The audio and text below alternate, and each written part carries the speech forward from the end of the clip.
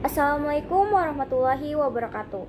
Perkenalkan, nama saya Rohmatul Atmalia dengan NIM 1125102235 dari Program Studi Manajemen Universitas Pelita Bangsa. Pada kesempatan ini saya akan menyampaikan materi tugas UTS PKN dengan tema Harmoni Hak dan Kewajiban Warga Negara. Pembahasan ini akan disusun berdasarkan struktur mulai dari pemahaman konsep, penerapan, permasalahan, hingga solusi yang akan diambil. Mari kita mulai. Tujuan pembelajaran. Pertama, memahami pentingnya kesadaran warga negara terhadap hak dan kewajiban. Kedua, mampu menerapkan hak dan kewajiban dalam lingkungan keluarga, sekolah, atau kuliah, dan di masyarakat. Ketiga, menumbuhkan sikap aktif dan bertanggung jawab sebagai warga negara. Sebelum masuk ke pembahasan lebih lanjut, mari kita pahami konsep dasarnya terlebih dahulu. Pengertian hak dan kewajiban warga negara Indonesia. Hak adalah segala sesuatu yang menjadi milik atau hak warga negara yang harus dihormati dan dijamin. Kewajiban adalah tanggung jawab yang harus dipenuhi untuk menjaga ketertiban dan kesejahteraan masyarakat. Memahami kedua hal ini menjadi dasar kesadaran warga negara. Selanjutnya, harmoni hak dan kewajiban. Hak dan kewajiban bersifat timbal balik dan tidak dapat dipisahkan. Tidak ada hak yang dapat dipenuhi tanpa adanya pelaksanaan kewajiban. Begitu sebaliknya, di mana keduanya dijalankan secara bertanggung jawab dan saling mengesampingkan satu sama lain. Selanjutnya, dasar hukum. Peraturan tentang hak dan kewajiban warga negara tercantum dalam peraturan perundang-undangan sebagai berikut. Pertama, Undang-Undang Dasar Negara Republik Indonesia tahun 1945, Pasal 27 ayat 1. Persamaan kedudukan di dalam hukum dan pemerintahan. Kedua, Pasal 28A sampai J, yaitu mengatur hak asasi manusia.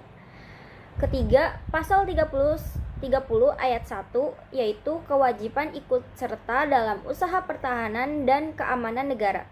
Selanjutnya, Pasal 31 ayat 1, yaitu hak mendapatkan pendidikan, dan ayat kedua yaitu kewajiban mengikuti pendidikan dasar. Selanjutnya, Undang-Undang Nomor 39 tahun 1999 tentang hak asasi manusia. Selanjutnya, Undang-Undang Nomor 12 tahun 2006 tentang Kewarganegaraan Republik Indonesia. Terakhir, Undang-Undang Nomor 28 tahun 2007 tentang pajak penghasilan. Selanjutnya, contoh nyata di masyarakat. Pertama, di lingkungan keluarga, yaitu haknya mendapatkan kasih sayang, nafkah, dan perlindungan dari orang tua. Kewajibannya yaitu menghormati orang tua, membantu pekerjaan rumah, dan belajar dengan baik. Kedua, di lingkungan sekolah atau kampus, haknya yaitu mendapatkan ilmu pengetahuan, fasilitas pembelajaran, dan perlakuan yang adil. Kewajibannya yaitu mematuhi peraturan institusi dan membayar biaya pendidikan serta menjaga fasilitas yang ada. Selanjutnya, di lingkungan masyarakat, haknya yaitu mendapatkan keamanan, fasilitas umum, dan lingkungan yang aman. Kewajibannya mematuhi peraturan lingkungan, menjaga kebersihan, dan berperan aktif dalam kegiatan kemasyarakatan. Selanjutnya, di lingkungan bernegara, haknya yaitu memperoleh perlindungan hukum, pelayanan publik, dan kesempatan berpartisipasi dalam pemerintahan. Kewajibannya yaitu membayar pajak, mematuhi hukum, dan ikut menjaga keutuhan negara. Slide selanjutnya, permasalahan nyata. Meskipun konsepnya jelas, dalam pelaksanaannya masih banyak masalah yang kita temui. Masalah utama terjadi karena ketidakseimbangan dan kurangnya pemahaman, yaitu hanya menuntut hak tetapi enggan melaksanakan kewajiban. Contohnya, ingin mendapatkan pelayanan yang baik dari pemerintah tapi tidak mau membayar pajak. Kedua, melaksanakan kewajiban tapi hak tidak terpenuhi dengan baik. Contohnya, sudah membayar pajak dengan rutin namun fasilitas umum masih kurang baik atau tidak terawat. Selanjutnya, tidak memahami batasan hak dan kewajiban. Contohnya, memaksakan kehendak pribadi hingga merugikan orang lain. Begini gambaran detik-detik kecelakaan KRL di Bekasi. Senin malam, kereta komuter lain tertabrak kereta jarak jauh Argo Bromo Anggrek. Mulanya, sebuah taksi mogok di perlintasan rel dekat stasiun Bekasi Timur. KRL rute Cikarang menuju Jakarta yang melintas tertemper taksi itu. Taksi terseret sekitar 50 meter ke arah stasiun. KRL rute Cikarang menuju Jakarta terpaksa berhenti di jalur. Imbas kejadian itu, ada KRL lain, rute Jakarta menuju Cikarang yang terpaksa berhenti di stasiun karena menunggu proses evakuasi KRL sebelumnya. Lalu, kereta Argo Bromo Anggrek relasi Gambir Surabaya Pasar Turi datang dari belakang menghantam bagian belakang KRL rute Jakarta menuju Cikarang itu dengan keras. Gerbong KRL paling belakang khusus penumpang perempuan itu ringsek.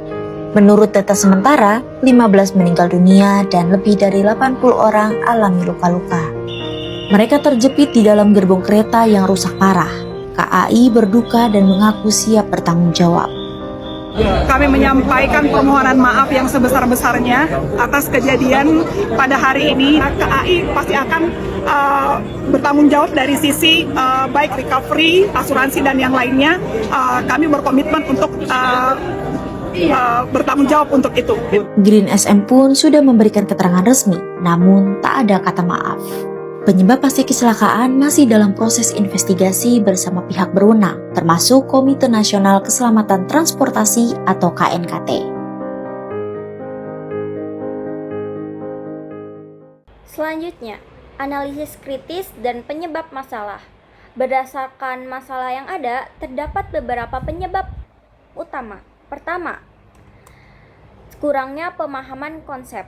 Banyak warga negara belum memahami dengan benar apa saja hak dan kewajiban yang dimiliki, serta hubungan timbal balik di antaranya. Kedua, rendahnya kesadaran hukum, yaitu masih banyak yang menganggap aturan hukum hanya untuk dibatasi, bukan sebagai sarana melindungi kepentingan bersama. Ketiga, ketimpangan penegakan hukum.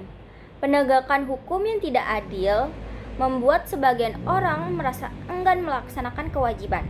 Keempat, pengaruh pola pikir individualis, yaitu budaya mementingkan diri sendiri, membuat banyak orang mengabaikan kepentingan umum demi kepentingan pribadi. Selanjutnya, kritik dan solusi. Kritik terhadap kondisi yang ada. Pertama, sosialisasi peraturan masih kurang luas dan mudah dipahami oleh semua kalangan. Kedua, penegakan hukum masih lemah dan belum merata. Ketiga, masih kurangnya penghargaan terhadap warga negara yang melaksanakan kewajiban dengan baik. Dari kondisi yang ada, kita dapat memberikan pendapat bahwa sistem yang ada sebenarnya sudah baik, namun pelaksanaannya masih banyak kekurangan. Sosialisasi yang kurang dan penegakan hukum yang belum maksimal menjadi kelemahan utama yang harus segera diperbaiki. Solusi yang dapat dilakukan. Pertama, peningkatan sosialisasi dan pendidikan. Menyampaikan materi tentang hak dan kewajiban sejak pendidikan dasar hingga ke masyarakat umum dengan cara yang menarik dan mudah dipahami. Kedua, penegakan hukum yang tegas dan adil, yaitu memastikan setiap orang mendapatkan perlakuan yang sama di mata hukum, yang tanpa memandang status sosial. Ketiga, peningkatan kualitas pelayanan publik, yaitu pemerintah harus berusaha memenuhi hak warga negara dengan memberikan pelayanan dan fasilitas yang baik sebagai imbalan dari kewajiban yang telah dipenuhi. Baik, dari seluruh pembahasan yang telah saya sampaikan, dapat kita tarik beberapa kesimpulan penting. Pertama, hak dan kewajiban adalah dua bagian yang tidak dapat dipisahkan satu sama lain. Keduanya sudah diatur dalam hukum sehingga pelaksanaannya tidak dapat dilakukan secara sembarangan. Kedua, Keseimbangan atau harmoni baru akan tercapai jika kita semua menyadari bahwa mendapatkan hak berarti kita juga harus menjalankan kewajiban dengan baik serta tetap menghormati hak yang dimiliki oleh orang lain. Ketiga, berbagai masalah yang sering kita temui terjadi karena kurangnya pemahaman dan kesadaran kita, serta masih ada kekurangan dalam penegakan aturan yang ada. Keempat, untuk memperbaikinya diperlukan kerjasama yang baik antara pemerintah sebagai penyelenggara negara dan kita sebagai warga negara. Hanya dengan cara ini kehidupan yang adil, tertib, dan sejahtera dapat kita wujudkan bersama. Demikian seluruh materi yang dapat saya sampaikan. Saya ucapkan terima kasih banyak atas perhatian dan waktunya. Saya persilakan jika ada pertanyaan, tanggapan, atau masukan yang ingin disampaikan. Sekian, wassalamualaikum warahmatullahi wabarakatuh.